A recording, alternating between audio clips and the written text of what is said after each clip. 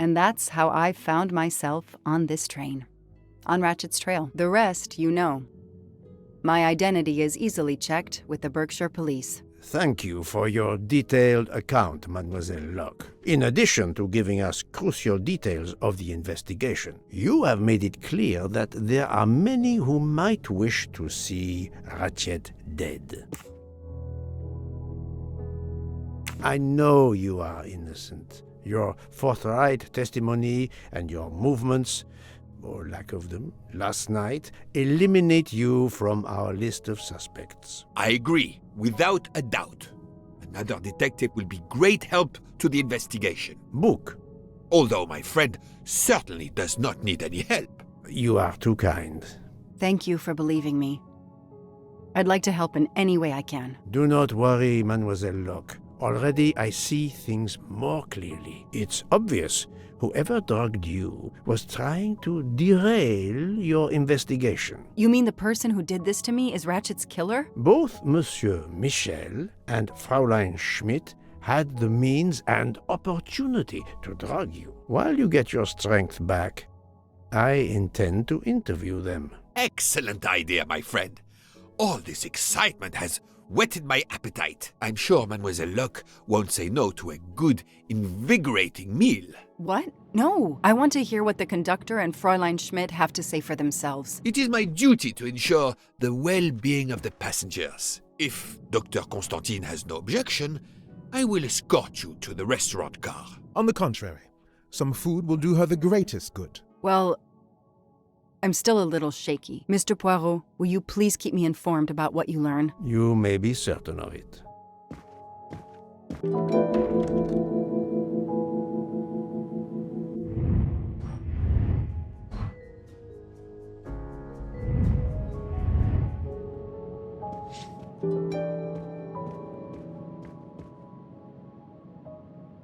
All that snow. Are you familiar with the concept of entropy, Monsieur McQueen? Oh, Mr. Poirot, I didn't see you. Entropy? Randomness in a system or something? Yes. Unpredictability. Even the best laid plans can go astray, thanks to something as simple as... An unexpected passenger? perhaps, or snow.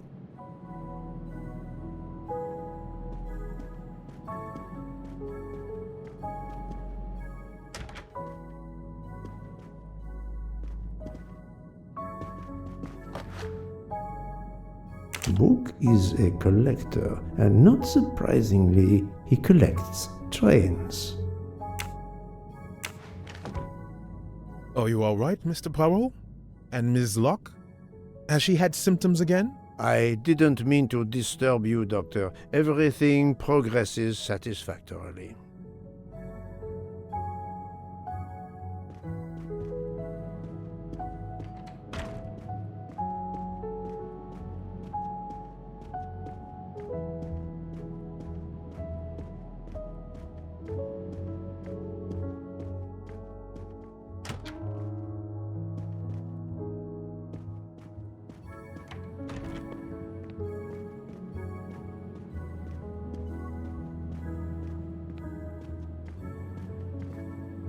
I have nothing to ask them at the moment. I should leave them alone.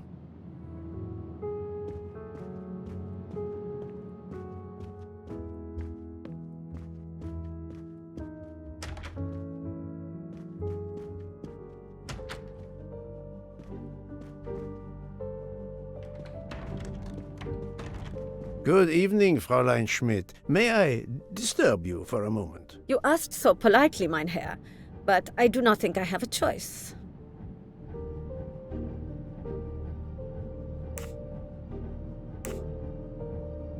I wanted to let you know that your roommate, Mademoiselle Locke, is awake. Ah, yes, I'm glad to hear that. I was worried about her. Did she tell you what had happened to her?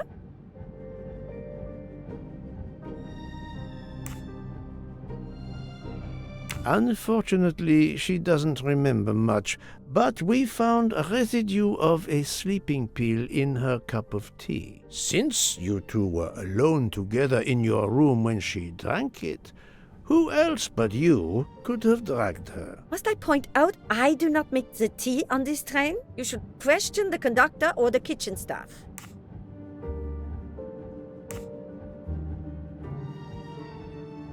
I know you have sleeping pills, Fräulein. I do have some. Do you think I'm the only person on this train who finds it difficult to sleep? I believe the Countess Andrenier takes them. And I heard the Olsen woman thanking Mrs. Hubbard for a pill. That was aspirin. If you say so.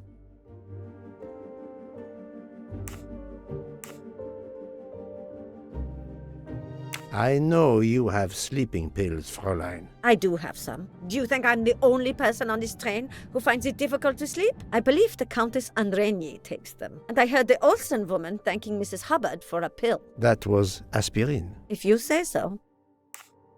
Mademoiselle Locke could have died. Whoever drugged her must not feel any empathy for their fellow human beings, given the dose that Mademoiselle Locke ingested. She was close to death. Oh my God. What did I do? I didn't want to hurt her. Just have her sleep for a few hours while we had time. We? Time for what? Time for what, Madame Schmidt? You think I feel nothing? Nothing? That poor, poor little girl. Indeed, that poor, poor little girl. Fräulein Schmidt is somehow connected to the Armstrong case.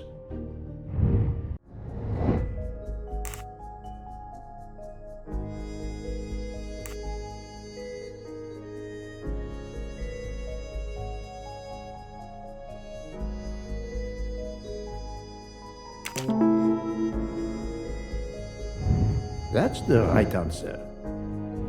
Fräulein Schmidt, I have a certain reputation for sniffing out... I am not a murderer. Forgive me, but I was going to say brilliant chefs. You were the Armstrong family's cook, were you not? But... yes. I was the cook of that lovely, lovely family. I'm sorry, but I must ask you to give me some time to collect myself. It wasn't supposed to be like this, my darling, my poor darling child. I will give you that time, Fräulein. You have given me much more in exchange. I must check in with my other suspects to make certain I have all the pieces of the puzzle in my possession.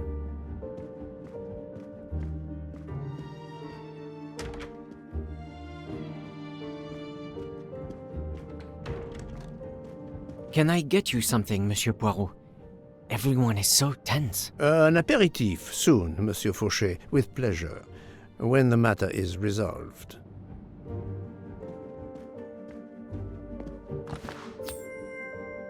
Another golden moustache to treasure.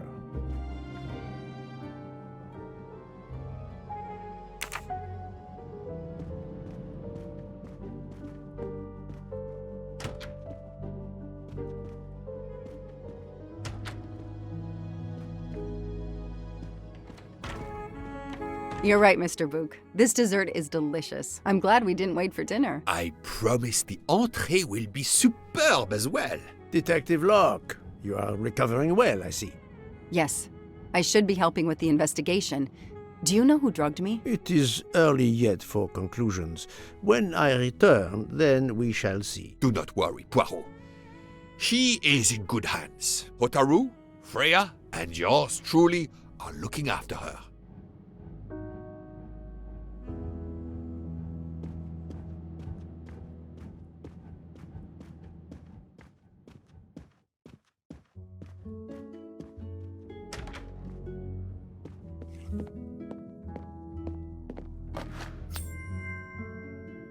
Ha!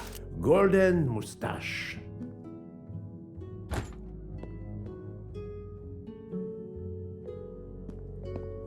Not now!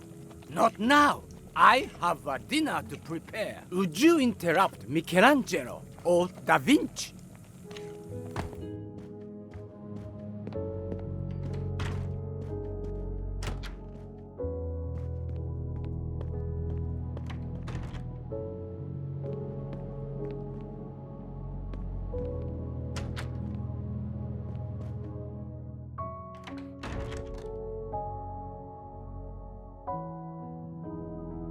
Good evening, Michel. Am I bothering you? You seem stressed. With everything that's going on, I must admit it's difficult to be relaxed. Of course, I understand. Especially since we know that Detective Locke's tea was drugged before it was served to her. Detective? Come now, Michel.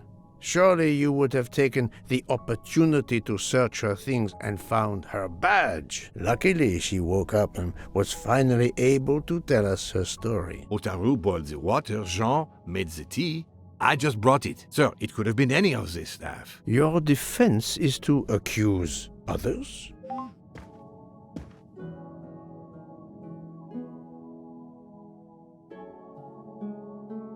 You have a network connection? No, unfortunately. It's just an automatic reminder to pay my rent. I always forget, and my landlord complains. Pierre Michel had to be involved in the murder. The drugged tea, his post at the end of the hall, and now I know why I know more than one of those people on the screen.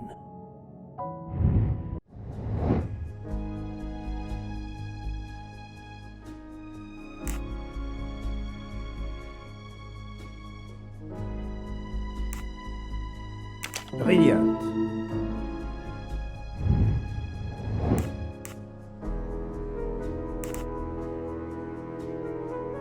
Good.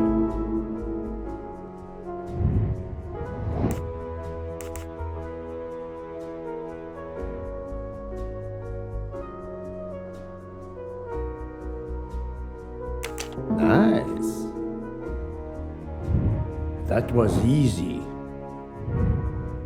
You are the father of Suzanne Moreau, Daisy Armstrong's nanny. My condolences on the death of your wife. What? But my wife... Enough lies.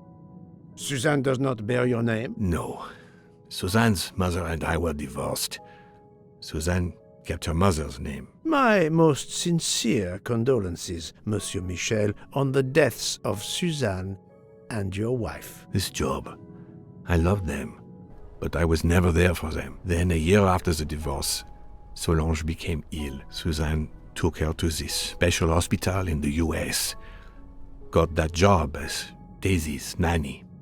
I understand your pain, and the reason that led you to drug Detective Locke. We really can't hide anything from you, can we? Many have been foolish enough to try and keep the truth from Hercule Poirot. Yes, I admit, I drugged the tea. But it was only to keep her quiet, until I could... But she reacted so much to the sleeping pills. She was lucky, as are you, that she didn't die. To be frank, there is one more thing that puzzled me, but I think I understand now.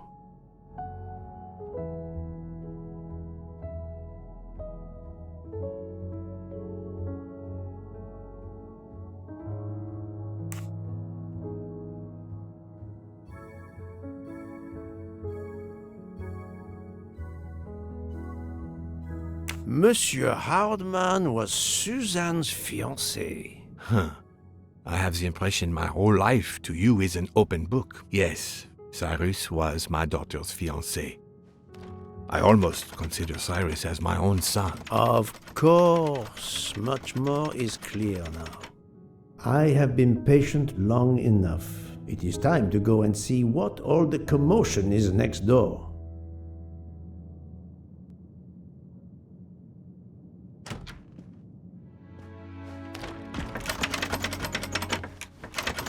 Monsieur Hardman, excellent. The gods who watch over detectives must have trapped you here. Why didn't they watch over me? I'm a detective too. I was talking to Michelle about a leaky faucet, and I wanted to go out, but you showed up. No need to invent some preposterous story. But really, Michel has told me everything. You are the fiancé of Suzanne Moreau, his daughter. Oh. I see.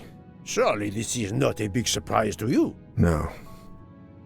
Suzanne was the only woman I ever loved. And I failed her. We got into a spat. It was nothing, but I was too proud to apologize. We weren't speaking at all. Suzanne never really cared for that guy, Noah. She would have forgiven me. If only.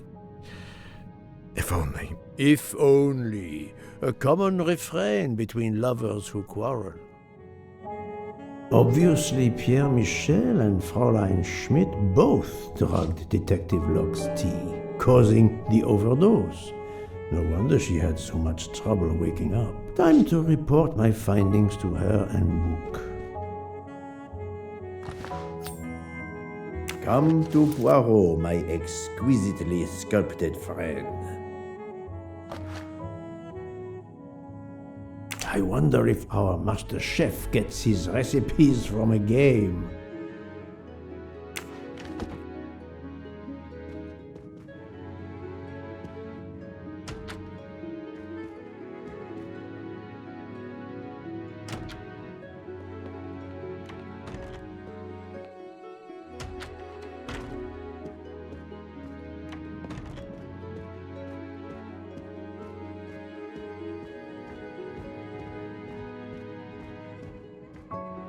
So, my friend, tell me, you have something new? Mademoiselle Locke, I know who drugged you. Fräulein Schmidt and our conductor Pierre Michel both admitted putting sleeping pills into your tea. This explains your overdose.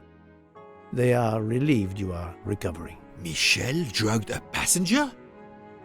On behalf of the company, I offer my apologies to you, Mademoiselle Locke. Michel will answer for this outrage. Both of them? I was pretty sure about Fräulein Schmidt, but I admit that I did not suspect the conductor. I have uncovered multiple connections with the Armstrong case. Pierre Michel is the father of Suzanne Moreau, little Daisy's nanny, and Monsieur Hardman was Suzanne's fiancé. As for Hildegard Schmidt, she was the cook of the Armstrong family. What a coincidence, don't you think? But it's incredible! What are the odds that so many people linked to that tragic affair ended up on the same train? About the same as you winning the lottery, my friend. I wasn't the officer who interviewed Fräulein Schmidt back then, so she couldn't recognize me here on the train. How could they know who I was? There were other passengers who might have. Or she may have seen you when you visited the Armstrong home. It is now clear to me that some of the clues to this elaborate plot were staged for my benefit.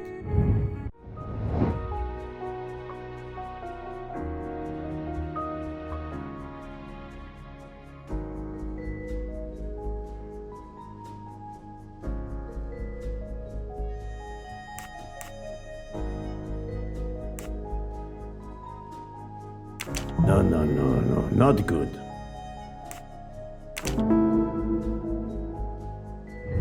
My little gray cells did not let me down. Some clues and information collected so far could lead to a hypothesis. The murderer boarded the train in Vinkovsky, killed Ratchet, and then left the train immediately. How did you come to that possibility? Monsieur Hardman told me about a short man with a high-pitched voice who threatened Ratchet. Imagine for a moment that this man, wearing a wagon-lit conductor's jacket, killed him while Michel was on the platform at Vinkovsky. This murderer then hid the conductor's jacket in Detective Locke's room, then fled before the train left. Why choose Detective Locke's room? Why, indeed. Let me re-explain from the beginning.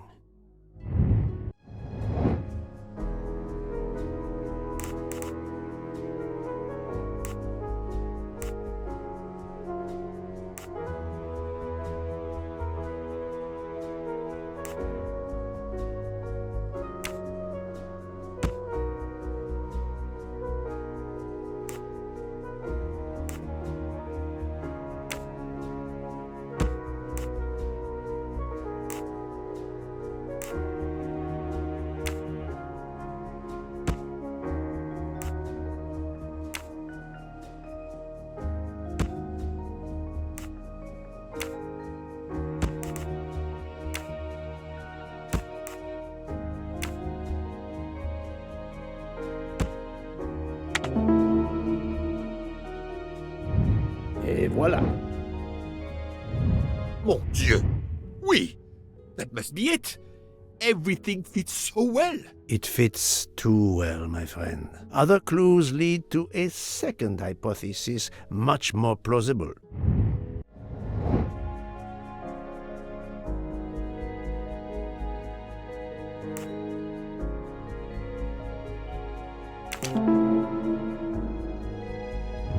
I'm right again. That happens to me a lot. So, we have multiple murderers, all related to the Armstrong case. The murderer from Winkowski was a fabrication to turn suspicion away from those on the train. They expected the investigation to be led by some small-town official who could easily be misled. Mr. Poirot? Detective Locke, forgive me. You are an obvious exception. You tracked Ratchet with the tenacity of a bloodhound. Unfortunately for the killers, they not only had you to deal with, but now they had, and I say this with all modesty, the world's greatest detective, Hercule Poirot, dropped into the midst of their meticulous planning. Multiple murderers? Multiple detectives? Poirot, please take pity on me. Who is linked to this case, and who is not? My poor friend, I have gone speeding out of the station without you. I will continue.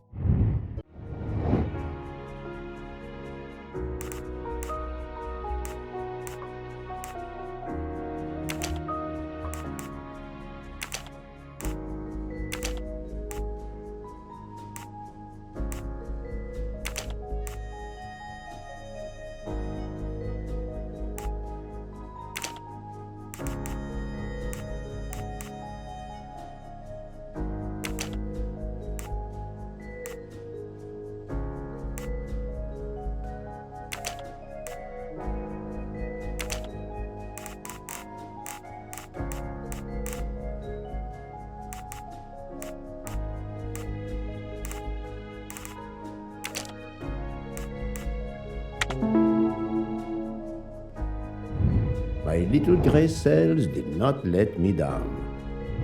Fraulein Schmidt, Pierre Michel, Monsieur Hardman, and Monsieur McQueen are all linked to the Armstrong case. I also know that Sonia Armstrong's sister and godmother, Countess Andreni and Princess Dragomirov, are on this train. And finally, Detective Locke discovered that Mr. Foscarelli was the Armstrong chauffeur.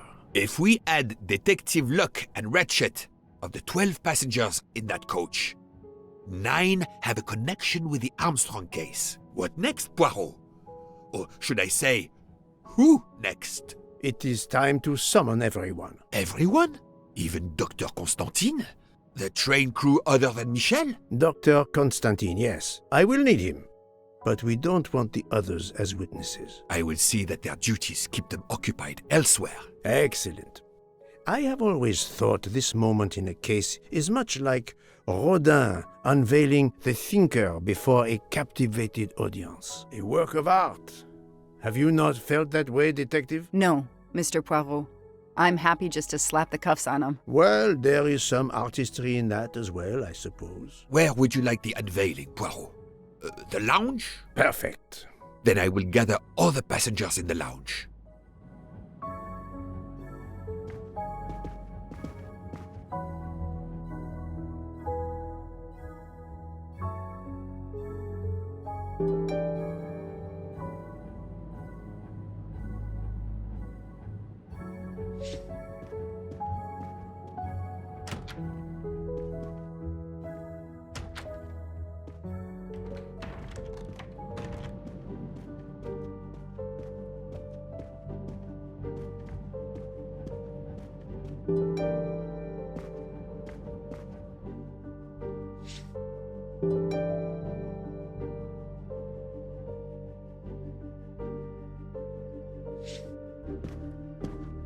Monsieur Bouc, are the train crew locked in their quarters? Yes, they are. Then the stage is set for the final act.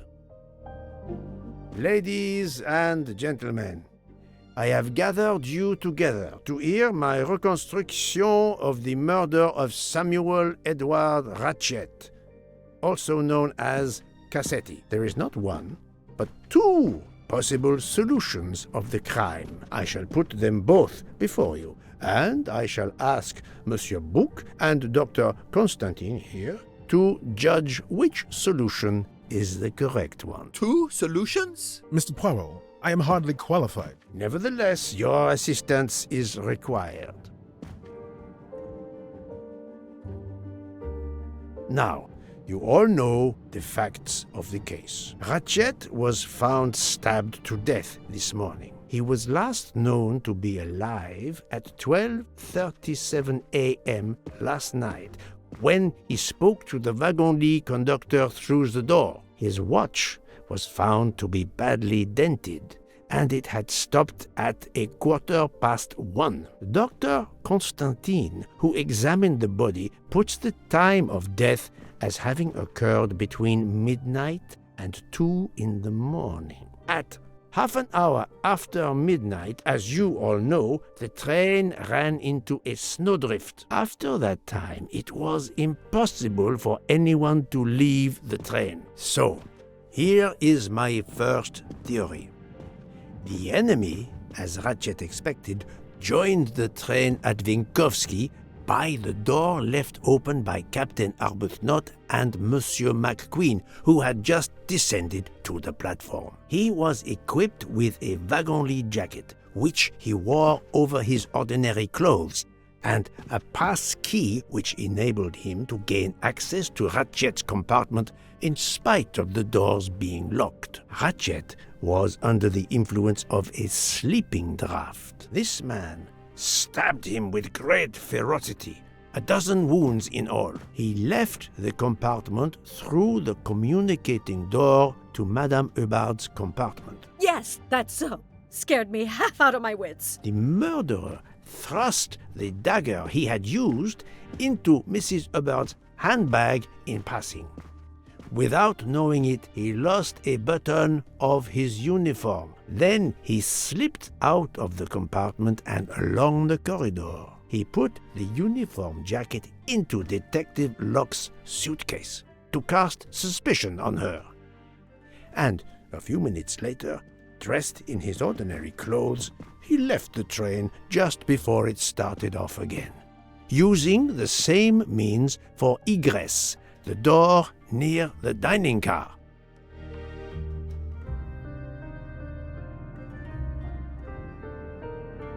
That is the first hypothesis. But there's a second. For that, we must examine the motive for the crime. Why was Ratchet killed? The motive is clear. Revenge, of course. Nothing was stolen. And we know that Ratchet had made many enemies. This was a premeditated crime, meticulously planned.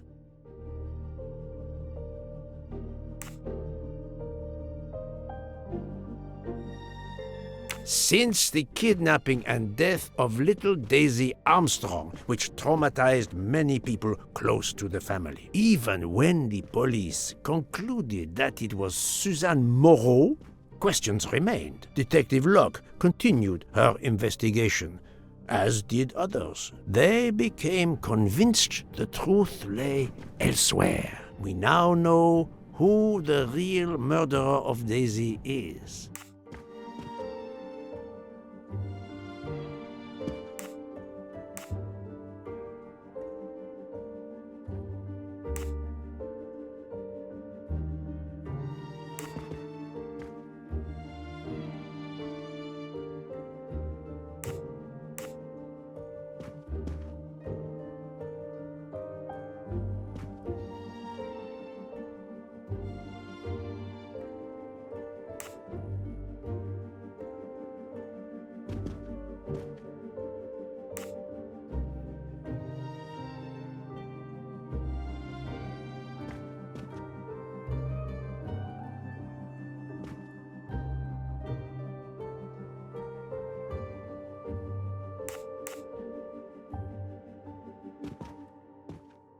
It is clear now that Daisy's killer was Ratchet, also known as Cassetti and Michael Clark and how many other names. But of course, many of you have known this for a long time. It is obvious that the 12 stab wounds are not a random number. Dr. Constantine's analysis revealed that some stab wounds appeared to have been caused by a right-handed attacker.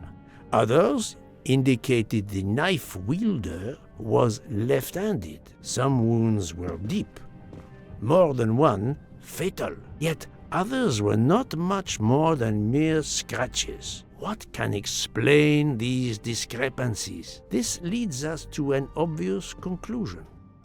They are symbolic.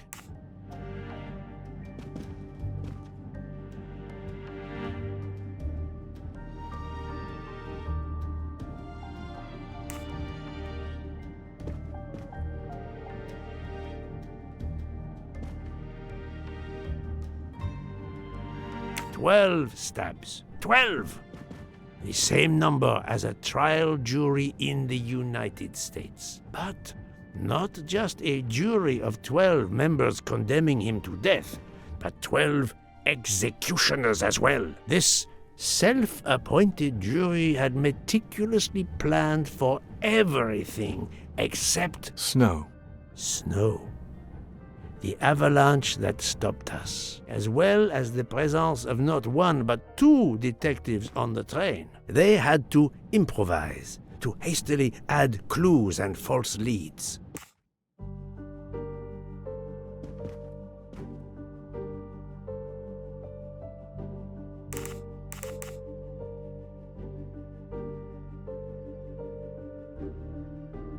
The conductor's jacket, found in Detective Locke's suitcase, was put there only to cast suspicion upon her.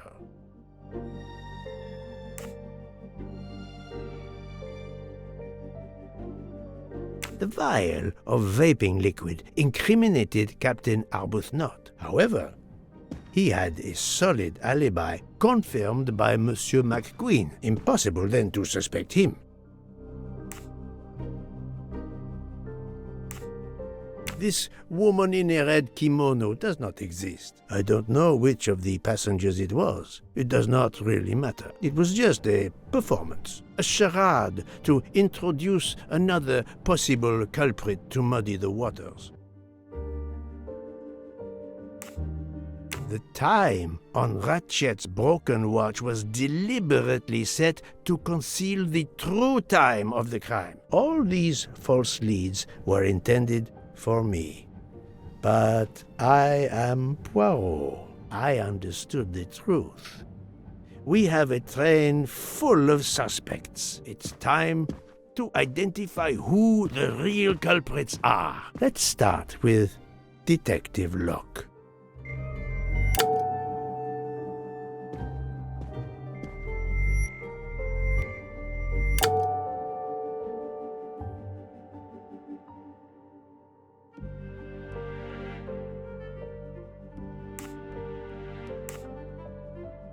Planting the conductor's jacket in her suitcase was an attempt to implicate Detective Locke, but she couldn't fake her drugged condition. Dr. Constantine can testify that the drugged tea incapacitated her for hours, and she had 2 relapses. Let us move on to Monsieur McQueen. When I told him about Cassetti, he looked very surprised that I managed to make the connection between him and the Armstrong case. He told me, "But I thought we had..." I think he meant...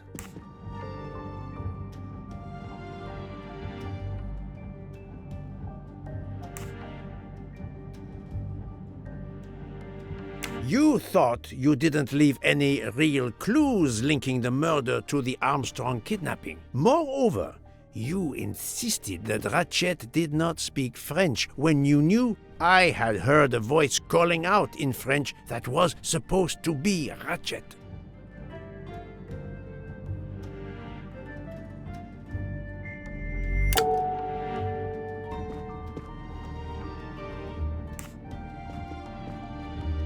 You took some pleasure in leaving me false clues, I think. It was quite annoying.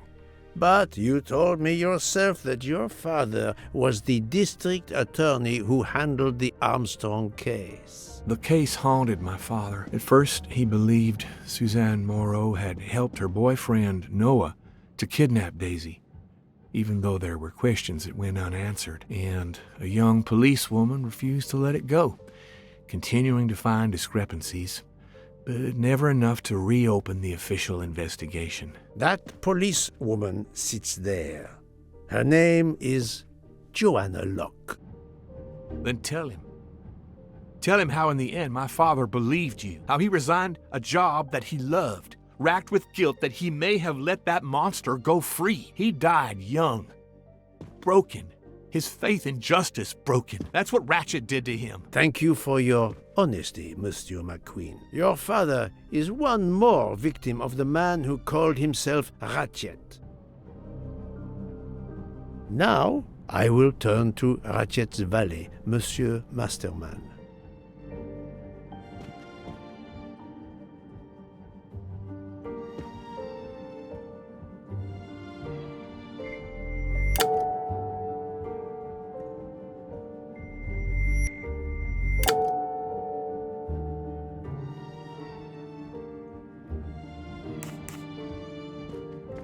Ratchet sensed danger close to him and naturally wanted to stay awake. You gave him sleeping pills without his knowledge. Once he was sound asleep, you could do what you had to do in peace. Sir, I'll tell you the truth.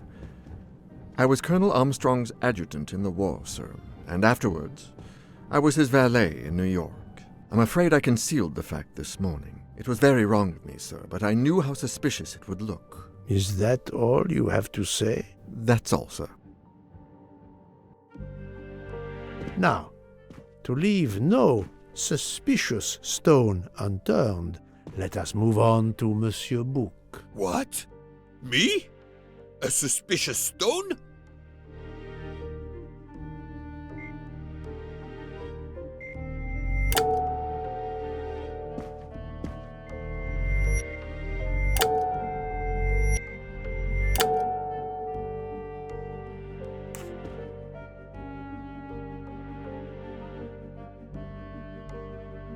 Book, my friend, of course you are not guilty. You did everything you could to get me on this train. What madness would cause you to ensure, and I speak with all modesty, that the best detective in the world could be present to witness your crime? But doesn't our friendship count as well? Most assuredly, but a murderer can wear all sorts of masks, including friendship. Let us consider our ever-efficient wagon-lit conductor, Pierre Michel.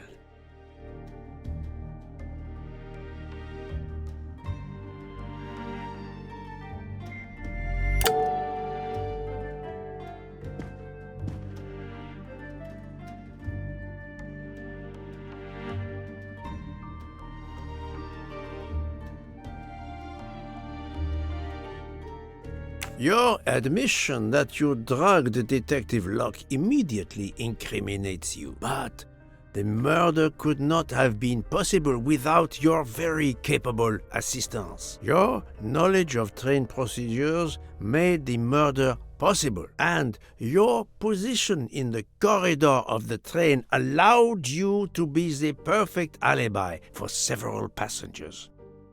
And your motive? Suzanne Moreau, Daisy Armstrong's poor nanny, who was wrongly accused and committed suicide, was your daughter. C'est un foiré. He got what he deserved. My poor daughter has finally been avenged. My Suzanne. My child.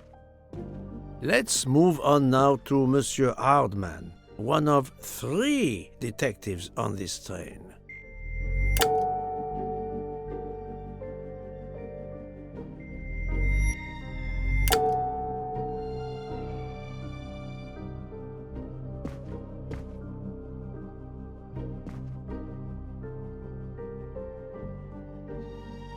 Monsieur Hardman, I think you are a real detective.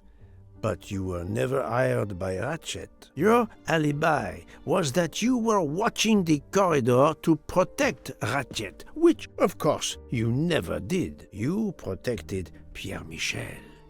However, we just saw that his alibi doesn't hold up, so neither does yours. I don't know about the conductor. Being Suzanne's fiancé, you had a substantial motive to punish Ratchet. You used your detective skills, just as Detective Locke did, to hunt him down and finally avenge the death of your beloved. That's right, Mr. Poirot. I do have some detective skills. I never doubted it. Now, Fraulein Schmidt, the lady's maid with the soul of a cook.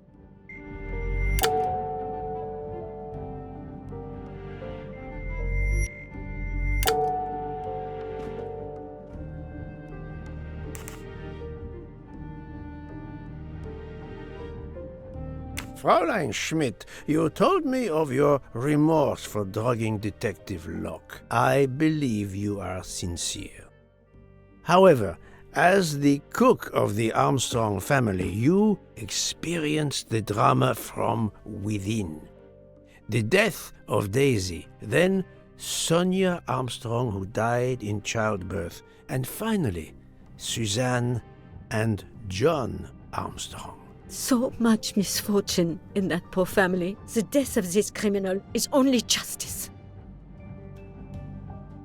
Let us move on to Countess Andreny. I was impressed by the earnestness of her husband when he swore to me solemnly on his honor that his wife never left her compartment that night.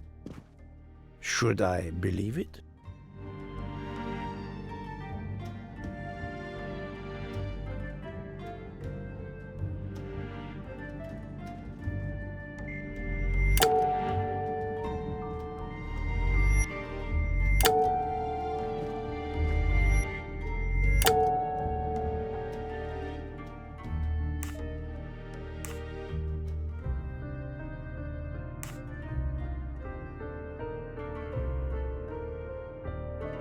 Countess Andreny, being Sonia Armstrong's sister, you had every reason in the world to want to avenge her. But you were incapable of stabbing someone, even after what he had done to you and your family. The night of the crime, you simply took a sleeping pill. I appreciate the irony that nearby, Detective Locke was also in a drugged sleep.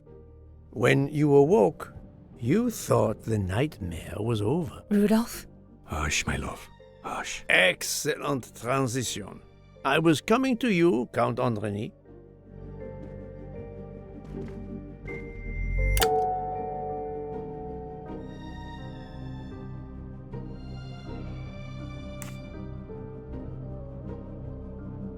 "12 people, a jury. This was very important to all of you. If Countess Andreny did not stab Ratchet, someone had to take her place. And you, Count, the beloved husband. I've seen how fiercely you love and protect your wife." Enough! I would do anything for Helena. Anything. Even that. Yes, even that. Let's move on to Monsieur Foscarelli.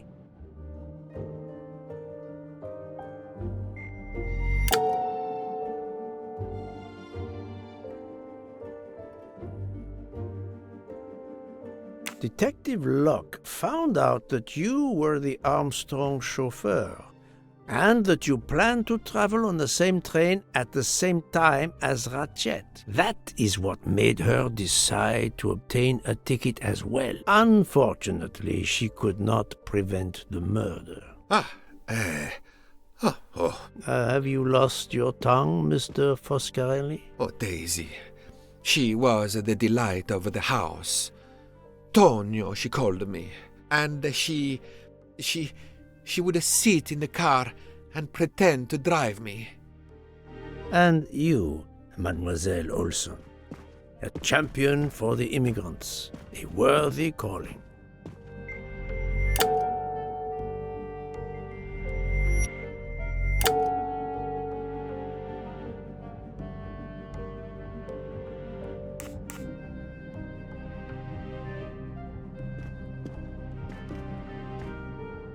Mademoiselle Olsen, you supported Madame Hubbard's story about her connecting door latch, a story that I later demonstrated to be impossible. So, you deliberately lied to me, and you also lied about Mademoiselle Debenham's whereabouts. Enough! I can't take this anymore! I know what you want from me, Mr. Poirot. Very well. Here it is. She was my little Daisy, my angel, so patient. When I patched a scrape or took her temperature, that was my job. But she was so much more to me. She was a shining light in an ever-darkening world. I've tried to honor her by caring for children who have lost everything. Thank you, Mademoiselle Olsen. You too shed light on your part in this mystery.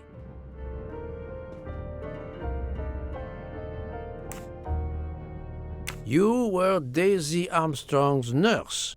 I will ask you no more questions. It is enough that you have admitted what I know to be the truth, and I understand. Let's move on. Dr. Constantine. You suspect me?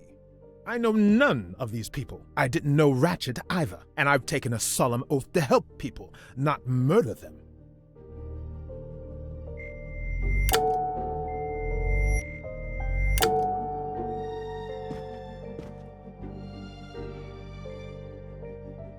You are one of the few people in this room not to have any connection with the Armstrong case. Moreover, your alibi is confirmed by Monsieur Bouc, whom I would trust with my life. That is very kindly said, my friend. We now come to Mademoiselle Debenham and Captain Arbuthnot, whose relationship was not in doubt from the moment I inspected your room at the hotel. You have a bloody nerve. Indeed, I do. We're getting married. Congratulations. But I would rather talk about your relationship to John Armstrong.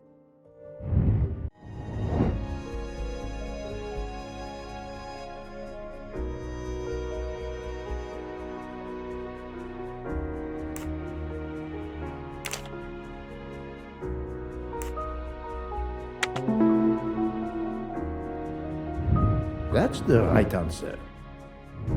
Captain Arbuthnot, you served in the army with John Armstrong. What I don't understand is why a man your age is still a captain. One might expect you to be a colonel as well. Ever fought in a war, Poirot? It was war that first brought me to England. Then you know what it's like. There's a shattering sound, and death, and mistakes, acting on intelligence that proved to be wrong. I sent a patrol to their death. Good men, brave men, wasted. John testified on my behalf at a court-martial. I'm not a colonel. I don't deserve to be, you bloody fool. But I'm also not in prison. John remained my best friend until... There, you have my story. Understand now? Archie, calm down, please. You're right, Mary. What you see in me, I don't understand. Oh, Archie, I see in you what John saw. Miss Debenham, I'm sorry. My turn, is it? I'm afraid so. And you have caused me quite a puzzlement. Your connection with the Armstrong family was not obvious. Then I remembered the job you currently hold.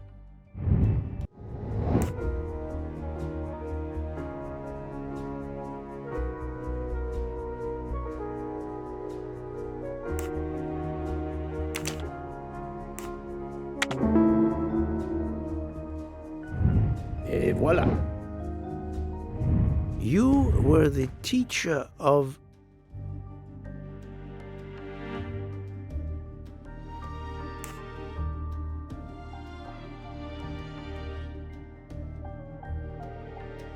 You were the teacher of Helena Andrény, whose maiden name was Helena Goldenberg before she married Count Andrény. Yes, absolutely. Why lie to you?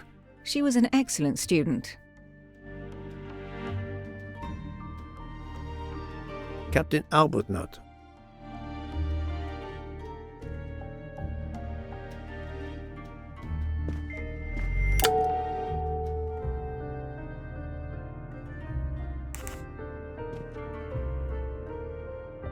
You had one of the strongest alibis, thanks to Mr. McQueen. But his testimony melted like a snowflake. There went your alibi. Poof! Unless you have another one. As for you, Mademoiselle Debenham,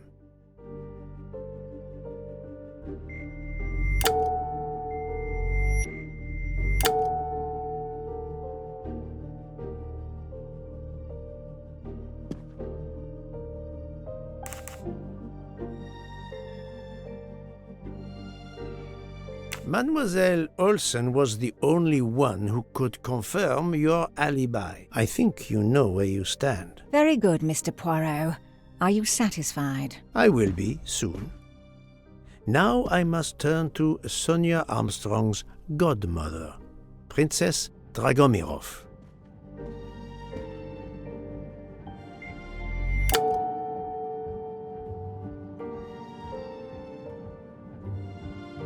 Princess Dragomirov, you weren't on my list of suspects at the start, given your social position. I left my social position in a cold country. Do you object to being addressed as Princess? I deny people the opportunity. It makes a good story to tell their friends. It also guarantees a good table in the best restaurants. Princess, there is also, forgive me, your extreme physical fragility. It does not stop me when I must be strong. Indeed.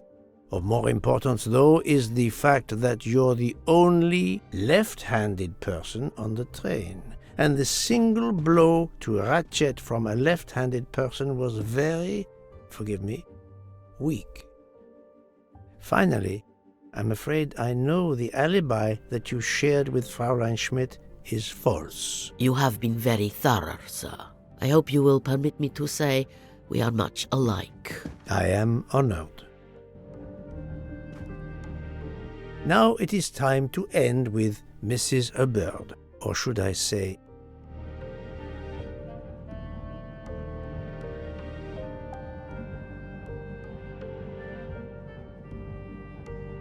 Linda Arden. If Princess Dragomirov hadn't told me about her relationship with this famous actress, I might not have made the connection. But you are a great actress, madame. Your performance as a flighty, self-involved woman was superb. I never would have guessed something entirely different. As for what ties you to the Armstrong family, it is obvious.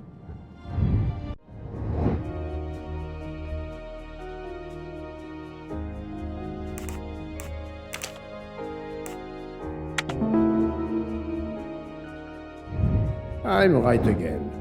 That happens to me a lot. Mrs. Hubbard, you are the mother of Sonia Armstrong and Mrs. Andreni.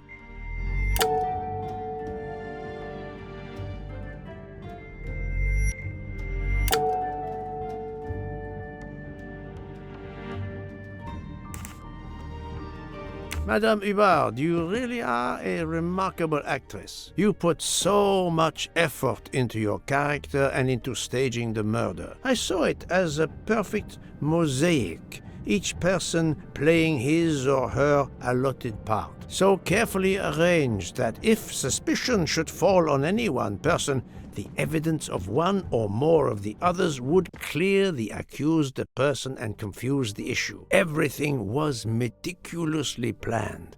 But you hadn't expected that Detective Locke and I would be on this train, and the avalanche would block it on the night of the murder. You had to improvise.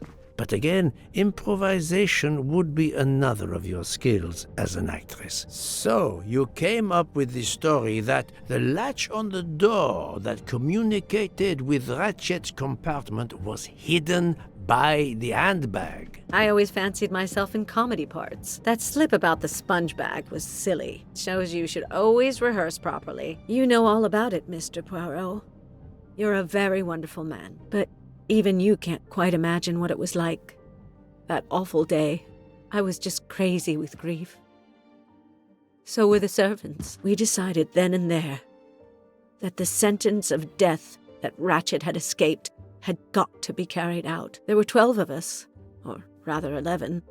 Suzanne's father was over in France, of course. First, we thought we'd draw lots as to who should do it, but in the end we decided on this way. It was the driver, Antonio, who suggested it. Mary worked out all the details later with Hector McQueen. It took a long time to perfect our plan.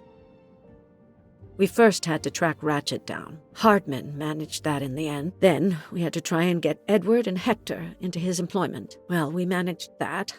Then we had a consultation with Suzanne's father. Captain Arbuthnot was very keen on having 12 of us. He seemed to think it made it more orderly. He didn't like the stabbing idea much. But he agreed that it did solve most of our difficulties. Well, Suzanne's father was willing.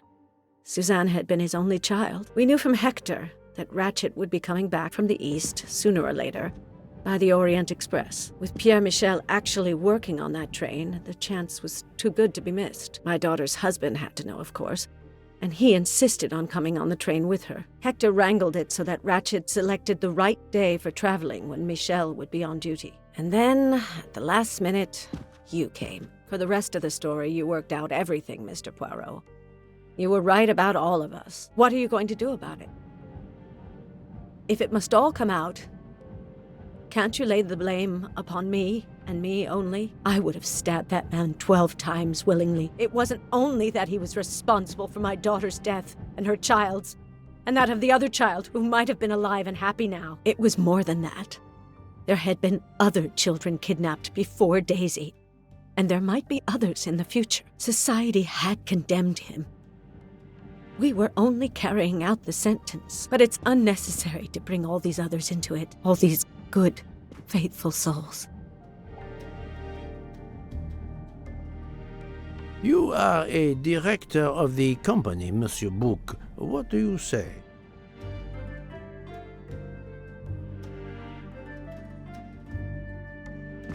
In my opinion, Poirot, the first theory you put forward was the correct one.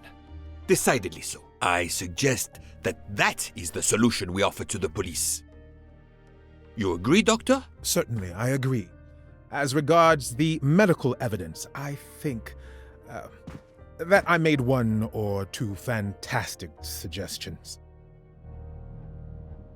Then, having placed my solution before you, I have the honor to retire from the case.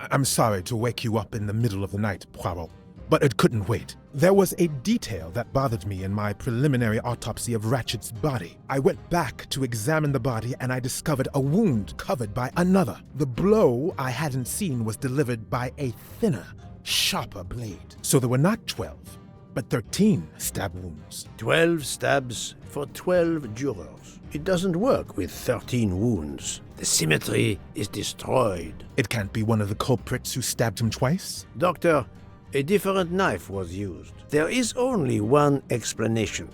Somehow, some way, there is a 13th murderer on this train. We must tell Bouc. The case is not solved.